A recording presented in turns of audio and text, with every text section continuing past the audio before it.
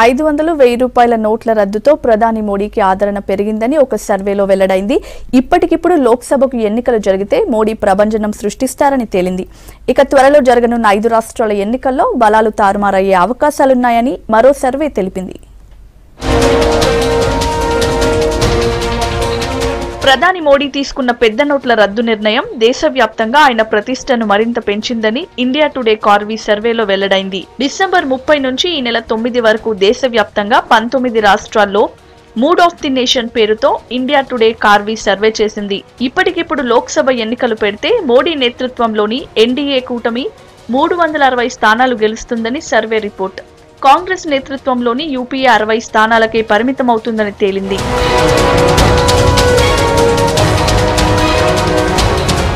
లోక్సభ ఎన్నికలు జరిగితే ఎన్డీఏకు 42% వరకు ఓట్లు వస్తాయని, ఈ ఓట్ల కారణంగా 360 సీట్లు లభిస్తాయని సర్వేలో వెల్లడైంది.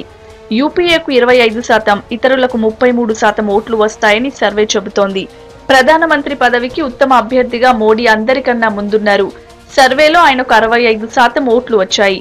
2016 ఆగస్టులో నిర్వహించిన సర్వేలో ఎన్డీఏకు 40% ఓట్లు వస్తాయని తేలగా పెద్ద నోట్లు రద్దు తరువాత మరో 2% ఓట్లు పెరిగాయి.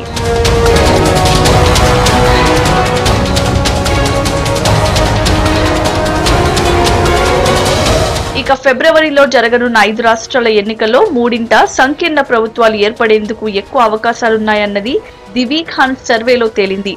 ఉత్తరప్రదేశ్, పంజాబ్, గోవాల్లో సంకీర్ణ ప్రభుత్వాలు ఏర్పడతాయని ది వీక్ హంట్ సర్వే తెలిపింది. ఉత్తరప్రదేశ్, గోవాల్లో బీజేపీ అతిపెద్ద పార్టీగా అవతరిస్తుందని తేల్చింది. పంజాబ్ లో కాంగ్రెస్ అతిపెద్ద పార్టీగా అవతరించనుంది.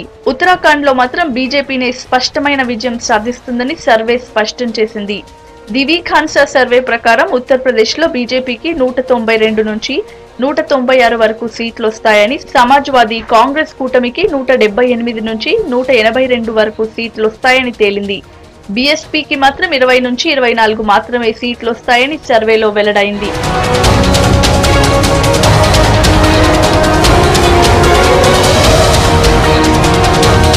పంజాబ్ లో మొత్తం 117 నియోజకవర్గాలుండగా కాంగ్రెస్ కు 49 నుంచి 51 స్థానాలు రావచ్చని ది వీక్ హంట్ సర్వే అంచనా.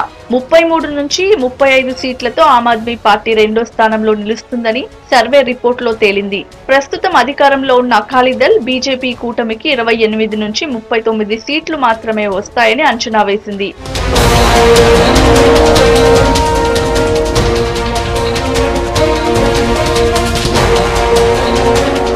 ఉత్తరాఖండ్ లో మొత్తం 70 స్థానాలకు బీజేపీ 37 నుంచి 39 స్థానాలు గెలుచుకుంటుందని అంచనా వేసింది సర్వే.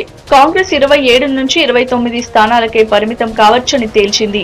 గోవాలో మొత్తం 40 స్థానాలకు అధికార బీజేపీకి 17 నుంచి 19 స్థానాలు, కాంగ్రెస్ కు 11 నుంచి 13 స్థానాలు దక్కొచ్చని అంచనా వేసింది. ఆమ్ ఆద్మీ పార్టీ 2 నుంచి 4 స్థానాలకే పరిమితం కావచ్చని సర్వేలో వెల్లడైంది.